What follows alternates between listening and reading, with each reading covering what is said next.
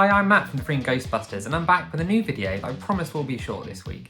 I'm going to show how I turned this Clippard R-301 into a 331.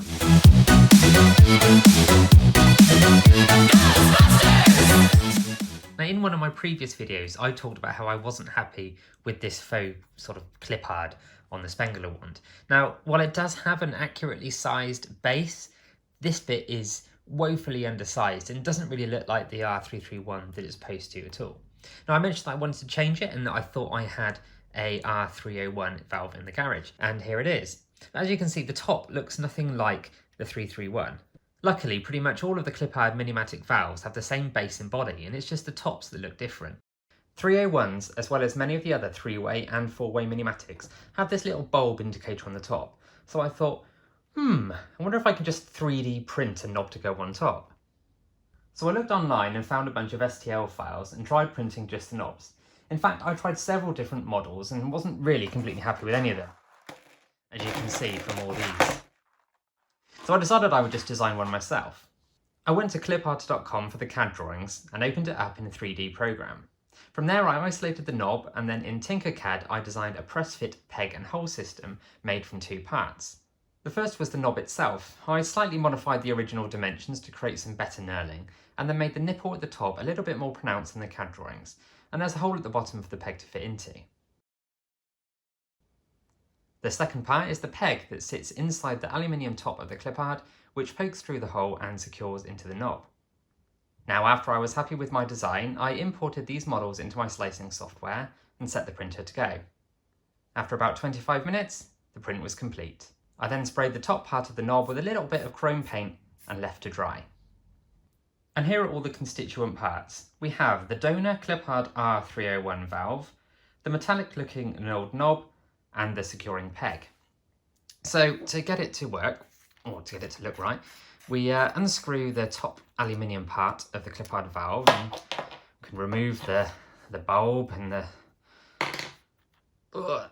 yucky bits from the inside, the spring and the washers. So now we've got our empty Clippard valve, and we have our top, and then we've got our two parts there.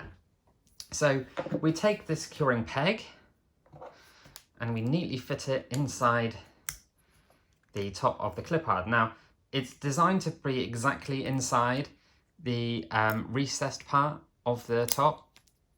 That means then the peg is directly in the middle, so you know that the knob is going to be directly in the middle.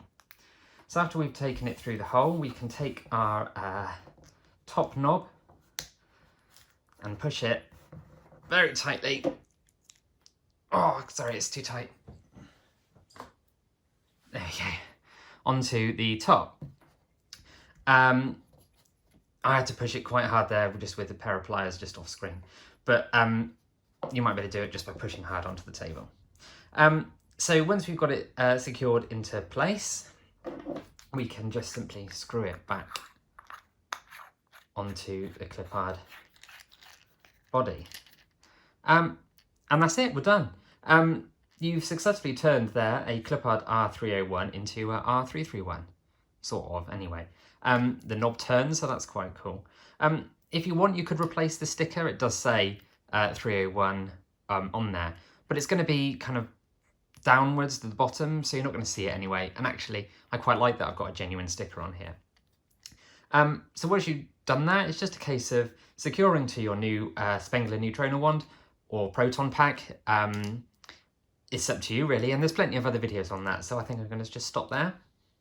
Now, I hope this video has been at least helpful or interesting. I'm going to put links to the description on this knob, but also the Clippard CAD drawings as well. Please like and subscribe if you like this video, comment down below, and I'll see you next time. Bye-bye.